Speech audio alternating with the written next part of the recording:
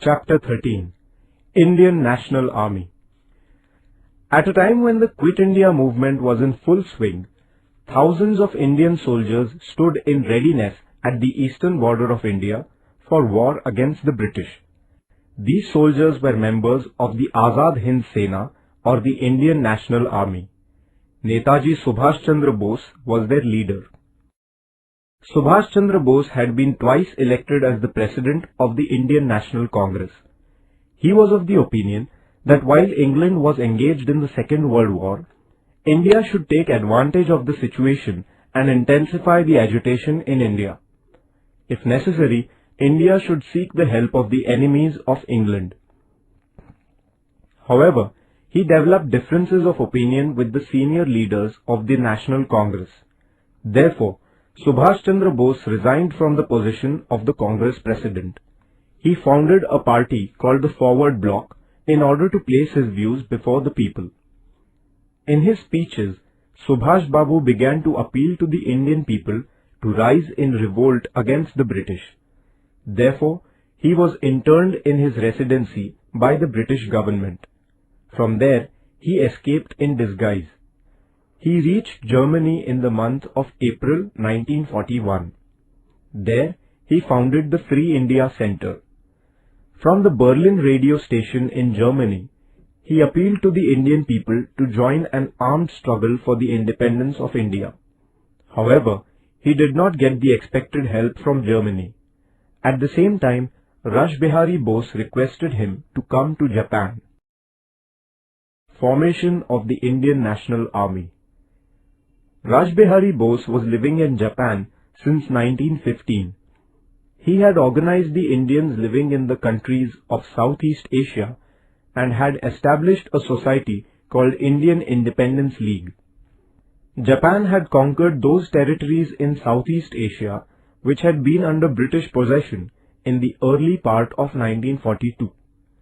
At that time, thousands of Indian soldiers and officers in the British Army there fell into the hands of Japan. Rash Behari Bose, with the help of Captain Mohan Singh, formed a battalion of these Indian prisoners of war. It was named as the Indian National Army or the Azad Hind Sena. Subhash Chandra Bose was requested to lead this army. In October 1943, Netaji established the Azad Hind government in Singapore. Prominent among his associates were Shahnawaz Khan, Jagannath Rao Bhosle, Dr. Lakshmi Swaminathan, Gurubaksh Singh Dhillon, and Prem Kumar Sehgal. Captain Lakshmi Swaminathan was the commander of the Rani of Jhansi regiment.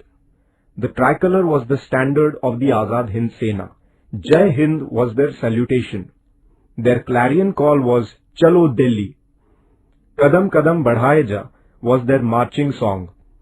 Subhash Chandra Bose made an appeal to the Indian people to give their lives for the cause of India's freedom. The campaigns of the Azad Hind Sena. Towards the end of 1943, Japan conquered the Andaman and Nicobar Islands and handed them over to the Azad Hind government. Netaji renamed them as Shahid and Swaraj. Arakan in Myanmar was captured in 1944. Posts on the eastern border of Assam were captured.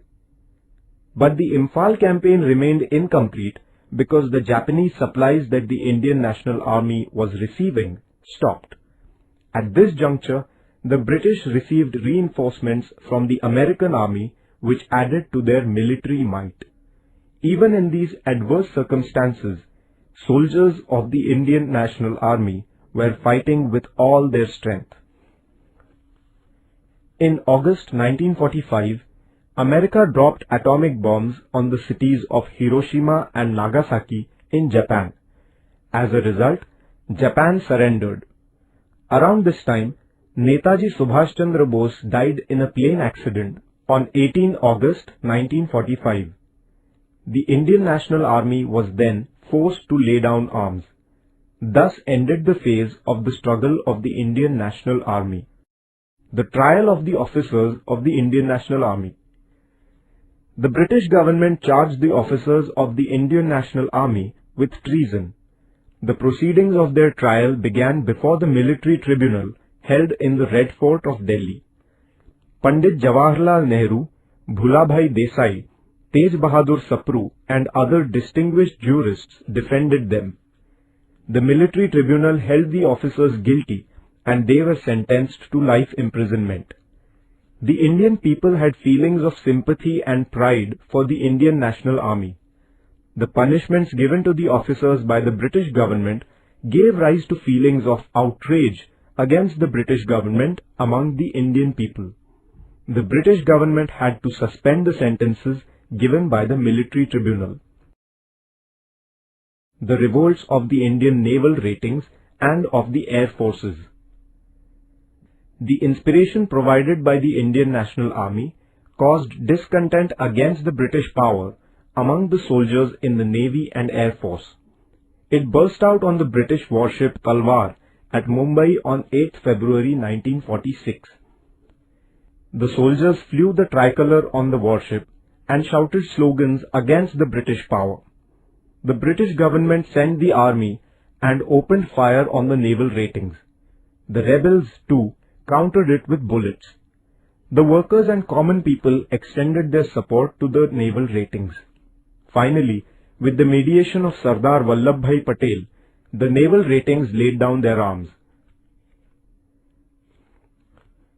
In order to lend support to the uprising of the naval ratings in Mumbai, the Air Force officers at various places such as Delhi, Lahore, Karachi, Ambala, Meerut, etc.